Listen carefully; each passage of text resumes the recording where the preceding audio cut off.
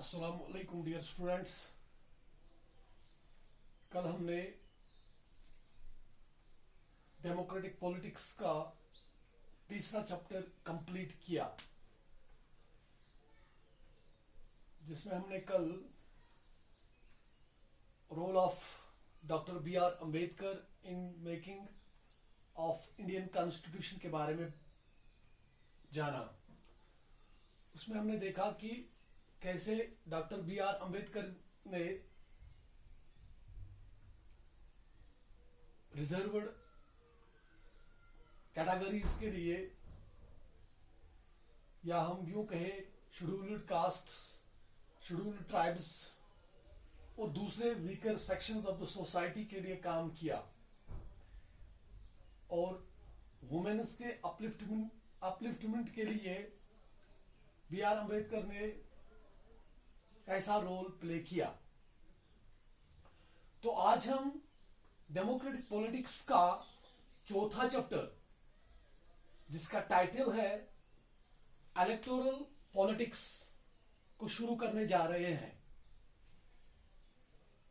इस टॉपिक को शुरू करने से पहले हमें कुछ चंद इंपॉर्टेंट वर्ड्स को जानना हमारे लिए जरूरी है, जिनमें से सबसे पहले आपको कॉन्स्टिट्यूएंसी को जानना जरूरी होगा। कॉन्स्टिट्यूएंसी डेमोक्रेटिक पॉलिटिक्स में कॉन्स्टिट्यूएंसी ये एक ऐसी टर्म है, it is an area from where a representative is elected. अगर हम अपने लेजिस्लेचर की बात करें तो जैसे यहां हमारे यहां लेजिस्लेटिव असेंबली में 87 मेंबर्स इलेक्ट होते हैं,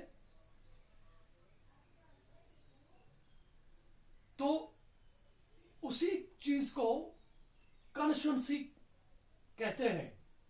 फॉर एग्जाम्पल, जैसे हमारे इधर कुपवारा से पांच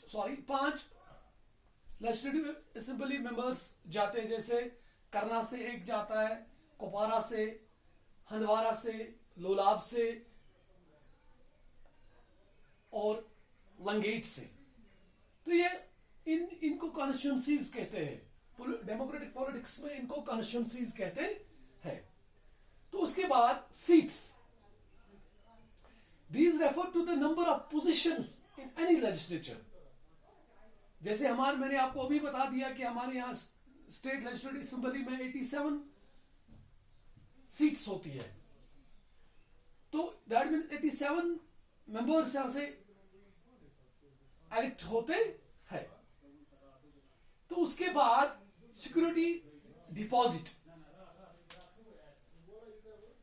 सिक्योरिटी डिपॉजिट एक किस्म का पैसा होता है जो कि कैंडिडेट को डिपॉजिट करना होता है इलेक्शन कॉन्टेस्ट करने से पहले। Some amount of money to be deposited by candidate for contesting elections. जब कोई कैंडिडेट इलेक्शन लड़ता है तो उसको इलेक्शन लड़ने से पहले कुछ सिक्योरिटी डिपॉजिट इलेक्शन कमीशन में डिपॉजिट करना पड़ता है, तो उसी को सिक्योरिटी डिपॉजिट कहते हैं। रिंगिंग एक दूसरा लफ्ज है जिसका मतलब होता है चीटिंग इन इलेक्शंस। जैसे इलेक्शन में कोई चीटिंग होती है तो उसको रिंगिंग नाम दिया जाता है। Factionalism means division of people into different sections. जब लोगों को बांट दिया जाता है डिफरेंट सेक्शंस के, दिस सेक्शन इज ऑफ, जैसे women section, main section, schedule caste section, schedule tribe section. जब इन बुनियादों पे लोगों को बांट दिया जाता है तो उसको फैक्शनलिज्म कहते हैं। उसके बाद हो रिजर्वेशन ऑफ सीट्स। अगर आपको बच्चों याद हो तो कल मैंने आपको कहा था कि B.R. अंबेडकर ने शेड्यूल कास्ट और शेड्यूल ट्राइब्स के लिए बहुत ज्यादा काम किया। तो उसने रिजर्व्ड सीट्स भी रखी एवं दोनों हाउसेस में, चाहे वो राज्यसभा का हाउस हो या लोकसभा का हाउस हो, दोनों में उसने कुछ रिजर्व्ड सीट्स रखे हैं जिनको जो फिलअप हो सकती है सिर्फ रिजर्व्ड कैटेगरीज से, जैसे शेड्यूल कास्ट से, शेड्यूल ट्राइब्स से या वुमेन से। तो वहां पे जनरल कैटेगरी का कोई भी बंदा इलेक्शन नहीं लड़ सकता है। तो उसके बाद political competition, the manner in which people compete during elections, election के दौरान लोग कैसे डिफरेंट कैंडिडेट्स कॉन्टेस्ट करते हैं इलेक्शन में, इलेक्शन लड़ते हैं। तो उनको उनका जो इलेक्शन के दौरान जो कंपटीशन होता है उसको पॉलिटिकल कंपटीशन कहते हैं। उसके बाद जनरल इलेक्शंस, जब पूरे मुल्क में इलेक्शंस होते हैं तो उनको जनरल इलेक्शंस कहते हैं।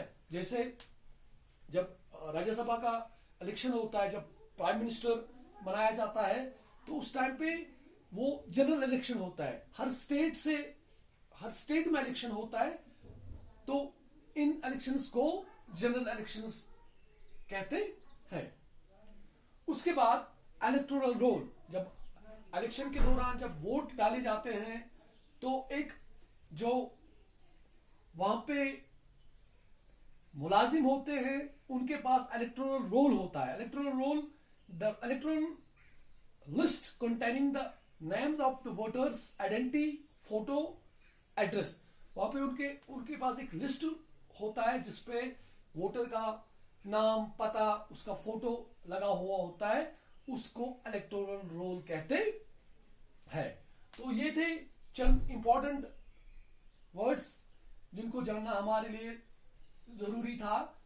तो अगले वीडियो में हम इस टॉपिक को आगे लेके चलेंगे। तब तक के लिए खुदा हाफिज।